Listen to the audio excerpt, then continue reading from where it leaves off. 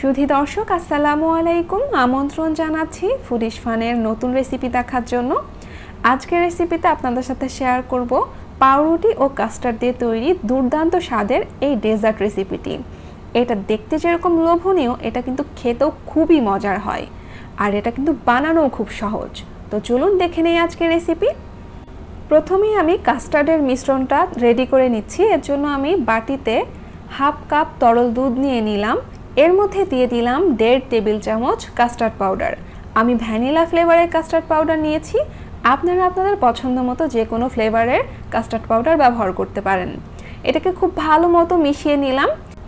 এখন আমি একটা হোমমেড ক্রিম তৈরি করে নিব। এর জন্য আমি দুধের সর নিয়ে নিয়েছি 2 টেবিল চামচ। এর মধ্যে আমি দিয়ে দিলাম 2 টেবিল চামচ আইসিং সুগার অর্থাৎ গুঁড়া চিনি, দিয়ে দিলাম 2 টেবিল চামচ গুঁড়া দুধ। এখন খুব ভালো মতো এগুলোকে চামচ দিয়ে মিশিয়ে নিতে হবে। যতক্ষণ না সবগুলো খুব ভালো মতো একত্রে মিশে যাচ্ছে ততক্ষণ এটাকে খুব ভালো মতো এরকম করে মিশিয়ে নিতে হবে। আর এটা মেশানো হয়ে গেলে এটাকে আমি এক সাইডে রেখে দিব। আর এরপর আমি চলে যাব রান্নার পরবর্তী ধাপে। এখন আমি পাউরুটির 4 সাইডগুলো কেটে নিব। এর জন্য আমি পাউরুটি নিয়ে নিয়েছি। আপনারা 4 থেকে 5টা পাউরুটি নিতে পারবেন এই উপকরণ অনুযায়ী। এখন আমি এর 4 সাইডগুলোকে ভালো মতো কেটে নিয়েছি। এর মাঝখানে যে ক্রিমটা তৈরি করে নিলাম সেটা দিয়ে দিচ্ছি লেয়ার করে। খুব ভালো মতো এটা 4 সাইডে এরকম করে মাখিয়ে নিলাম। এখন ওপর থেকে আরও একটা পাউরুটি এরকম করে চাপা দিয়ে এইভাবে কোনা করে এই পাউরুটিগুলোকে একটা ছুরির সাহায্যে কেটে নিচ্ছি। আর এগুলো সবগুলো কেটে নেওয়া হয়ে গেলে তারপর আমি একটা সার্ভিং ডিশে এগুলোকে সাজিয়ে নিয়েছি। চেষ্টা করবেন একটু ছড়ানো প্লেট নেওয়ার। এখন আমি চুলায় একটা প্যান বসিয়ে দিয়েছি। এর মধ্যে এখন আমি দিয়ে দেব মেজারমেন্ট কাপ অনুযায়ী 2 কাপ তরল দুধ আর 1/3 কাপ চিনি। তবে আপনাদের স্বাদ অনুযায়ী চিনি বাড়িয়ে বা কমিয়ে নিতে পারেন।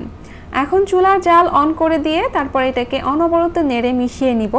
চিনি যখন ভালো মতো গলে যাবে এবং 2 থেকে 3টা বলক উঠে আসবে এই দুধের মধ্যে, তখন এর মধ্যে আমরা দিয়ে দেব কাস্টার্ডের যে মিশ্রণটা তৈরি করে রেখেছিলাম সেটা। তবে অবশ্যই কাস্টার্ডের মিশ্রণটা দেওয়ার আগে খুব ভালো মতো চামচ দিয়ে আবারও মিশ্রণটাকে মিশিয়ে নিতে হবে, কেননা কাস্টার্ড নিচে জমা হয়ে থাকে। আর এটাকে খুব ভালো মতো এভাবে মিশিয়ে নিয়ে তারপর আমি দিয়ে দিলাম এই দুধের মধ্যে। আর এ পর্যায়ে কিন্তু চুলার জাল লোতে রাখতে হবে আর খুব দ্রুত এটা মিশিয়ে নিতে হবে, কেননা কাস্টার্ড খুব দ্রুত জমাট বেঁধে যায়। এখন আমি একটা স্প্যাচুলার সাহায্যে এটাকে অনবরত নেড়ে যতক্ষণ না এটা একদম পারফেক্ট কনসিস্টেন্সিতে চলে আসছে ততক্ষণ পর্যন্ত রান্না করব। ঠিক যখন এরকম ঘনত্বের হয়ে আসবে তখন চুলার জাল বন্ধ করে দিতে হবে। এটার ঘনত্ব না খুব বেশি ঘন হবে না খুব বেশি পাতলা।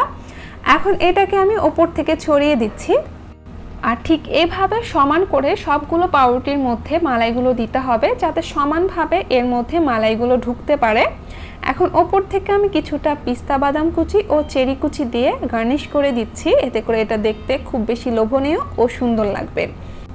আর এই ডেজার্টটাকে 1 ঘন্টার জন্য নর্মাল ফ্রিজে রেখে দিবেন, তারপর এটাকে সার্ভ করবেন। এটা কিন্তু ঠান্ডা ঠান্ডা খেতে বেশি মজার হয়। তো আজকের এই রেসিপি আপনাদের কেমন লাগলো সেটা কিন্তু আমাকে অবশ্যই কমেন্টে জানাবেন। পরবর্তীতে দেখা হবে আবার কোনো নতুন রেসিপি নিয়ে। আজকের মতো এখানেই শেষ করছি। সকলে অনেক ভালো থাকবেন। আল্লাহ হাফেজ।